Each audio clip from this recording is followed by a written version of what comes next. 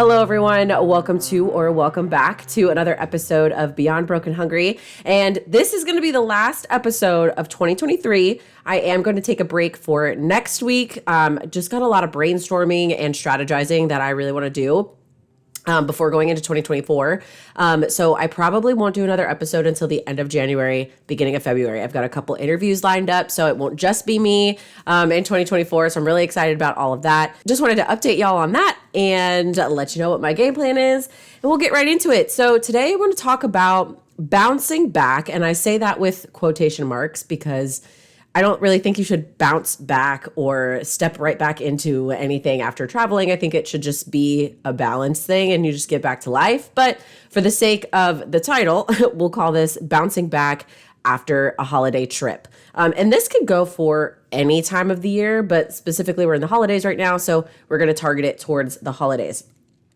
So if you know me or you've followed along with my journey, you know I'm traveling a bunch. I think in the past 3 years, I was a bridesmaid like 9 times. So weddings, bachelorettes, all the things. I travel for work, so work conferences, just family vacations, trips with my boyfriend, like all these other things. I'm always on the go. I'm always traveling. So I'm always kind of having to come back into like my regular routine. And sometimes it's easier than others. Sometimes I really bounce right back and it's just not an issue at all. And sometimes depending on the kind of trip, like it's a little different bouncing back from just going on a concert or going on a family trip than it is from a bachelorette or a wedding.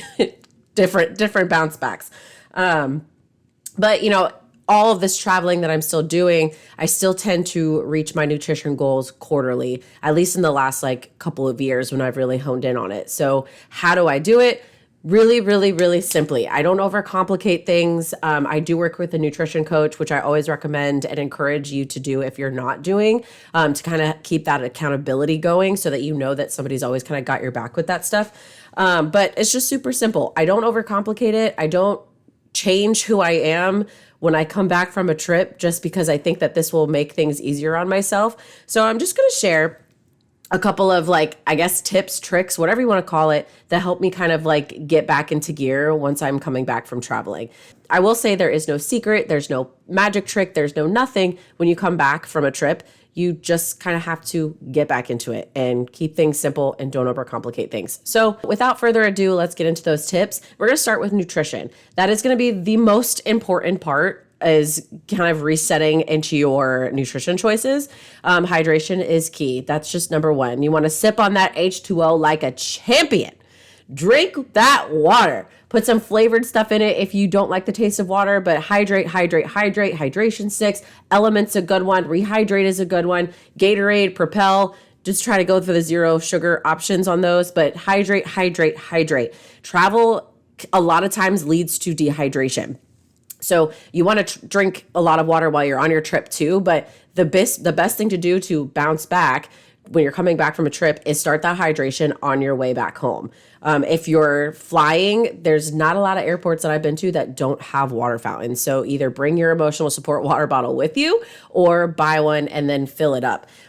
There's actually a MSRD CPT. Her name is Juliana Haver. I'm sorry if I'm saying her name wrong, but she says, beginning on your travels home, emphasize hydration. Several travel-induced factors may promote dehydration flying, eating out at restaurants where the use of salts, sugars, and fats are typically excessive, and drinking alcohol, all means your body will need more water. Guzzle that water, sparkling water, decaf tea on the plane ride home, or, you know, if you're stopping to get coffee or something like that. It's not only going to help you stay hydrated, but it'll also force you to move your body more because you'll have to walk back and forth going to the bathroom a few times. So she says you might want to reserve an aisle seat if you're flying back home, which is what I do anyway. So just make sure that you're staying super hydrated. Number 2, plan and prep your meals. That goes with every other week of the year, but especially when you do come back from traveling. Something that I like to do is, like, if I'm not driving or if I'm flying, I will kind of start to map out what I'm going to eat for the week, like in my notes on my phone, just so I can kind of have a plan already. And then I either just Instacart because it's convenient. It's a little more expensive sometimes, but you pay for the convenience. Or I'll just run to the store as soon as I have that free time when I get back. So you want to take the time to plan and prep your meals for the week, preparing healthy and balanced meals to ensure that you're getting the proper nutrients. So plate method is really going to be the simplest thing with this. Like, just go back to the basics.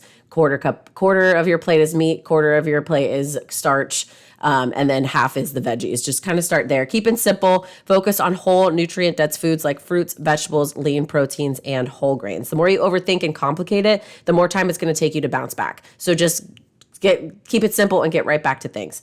Number 3, control portion and limit processed foods. So again, that just goes back to that plate method too, when you're controlling your portions. But as far as the processed foods, like, you're going to just kind of want to minimize the processed and high sugar foods. So just stick to whole foods, natural options, so that you're supporting your overall health. Because during that trip, especially if you're eating out and drinking and doing all the things, you're putting your immune system at compromise. So you might as well like bounce back and like give it the things that it needs when you get back home. Number 4, gradual changes. Don't make drastic changes overnight. Gradually reintroduce healthier food choices into your diet to make the transition more manageable. If you're like me, when I go on a trip, I do try to stay as balanced as possible. I think I talked about this in the last episode. I try to stay away from fried food as much as possible, but there's nothing wrong with it in moderation. But just because I'm traveling and I'm on a trip doesn't mean, for me personally, that I have to eat and gorge myself like I've never eaten or gorged myself before. Like, I don't mind going out to a restaurant, and if the salad has goat cheese in it, you bet your bottom dollar I'm gonna get it.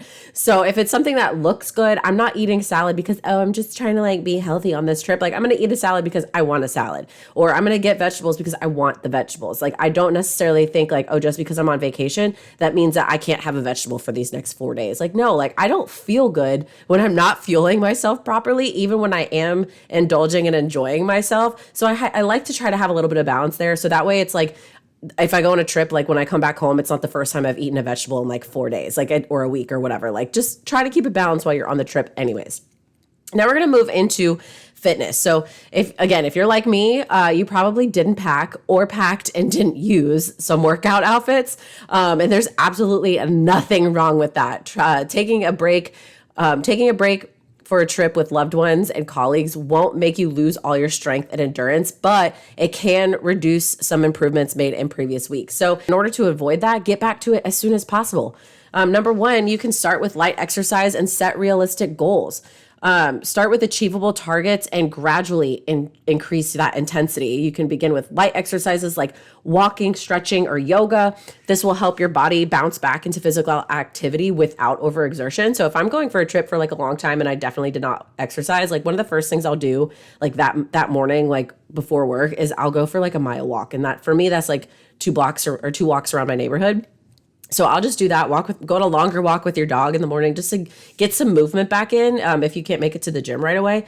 Or if you do go to Graham or another like CrossFit or group fitness gym, scale down a level or 2 just to get that movement back in. And remember, like, scaling isn't failing. Like, you can literally just scale it a little bit, scale some things, maybe not other things, and just move your body. Even if you feel like, you know what, I probably don't need to scale that much, just do it. So that way, like, you don't have that workout and it crushes you and then you're like, oh my God, I can't go back tomorrow. Just do something that is going to like help you get back into the swing of things and make you come back the next day.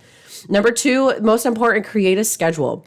You have to plan your schedule for the week. Having a routine makes it easier to stay consistent with your fitness regimen. I look at my gym time just as I would look at like a client or an appointment or whatever. It is just as, if not more, important than anything else that I would have on my calendar. Because if I'm not working out, then I'm probably not as creative. I'm probably not having things flowing as well. I'm irritable because I'm like grouchy because my body doesn't feel right, or there's things that need to be released. Like the gym, your gym time is super important. It helps you stay balanced, helps reduce stress, and will release endorphins. And endorphins make you happy. And happy people don't shoot their husbands. Yes, I did make a Legally Blonde reference in there. So another thing too about this, like if you were not the person that works out at 5 or 6 a.m. before your vacation, you probably are not when you come back. So don't be like, oh, after this vacation, I'm just gonna every day at 6 a.m. I'm just go every day at 6 a.m. Don't do that to yourself. If you were like an afternoon or evening class person or going to the gym person, stick with that because that's familiar. You're gonna be able to bounce back into that routine a lot easier. Like there's nothing magical that happens on the trip that like all of a sudden like you're gonna be this person that wakes up at 4 a.m. Like that just, if that does happen for you, love that for you. That never happens to me. So I just stick with what works and what has worked before the trip and just kind of continue on with that. Number 3, listen to your body. I talk about this a lot on the podcast because it really is so important. You want to pay attention to how your body responds to exercise. If you feel fatigued or sore, give yourself time to recover. Going back to like scaling down and stuff, like make sure that you're doing movements that you can kind of keep going with instead of that first day back going super hard because you feel like you owe the workout or like you had to earn like the trip or whatever, like you had to make up for it. Like if that's your mindset, we need to have another conversation outside of that. But you don't need to come back from your trip and be like, oh my God, I have to make up for everything that I did. Just get movement, just start. Because if you start slow and increase your intensity as your body is recovering from that trip, it's going to benefit you more anyways. But if you come back and you try to like slam into like this new routine or just going super hard immediately when you come back, like it's going to actually push your recovery and push your bouncing back like a lot further. So just take it easy, listen to your body, but get that good movement in. Maybe, if you come back day 1 and then the next day you wake up and you're like, ooh, I really am kind of sore, that's fine. Maybe just do an extra walk like that next day and then go to the gym the other day. So you're going every other day. Just don't skip 2 days in a row. Number 4, this one, I know I've said like, oh, this is important, but this honestly, like this one might take the cake of like everything. Quality sleep. Okay. It is just so important. Ensuring you are getting enough quality sleep. Adequate rest is crucial for both recovery and maintaining a healthy lifestyle. Lower sleep duration is linked with an increase of developing obesity and weight gain. So this may increase your appetite and cause you to eat more calories that you would more likely to eat. And they'll probably be high in fat, high in sugar. I have a few things that I alternate through because I like to kind of trip my body up and keep it on its toes on like, what is Dara going to use to help us sleep tonight? PCOS, I have insomnia sometimes, especially when it comes to being like around like my luteal phase and obviously my menstrual phase. Like I have a really hard time sleeping at night. And then when I'm stressed out, forget about it. So I have to kind of like alternate some things. I don't really raw dog sleep because it just doesn't work for me. If I try to do that, I won't go to sleep until like 1 a.m. And that might just be something that I need to look into.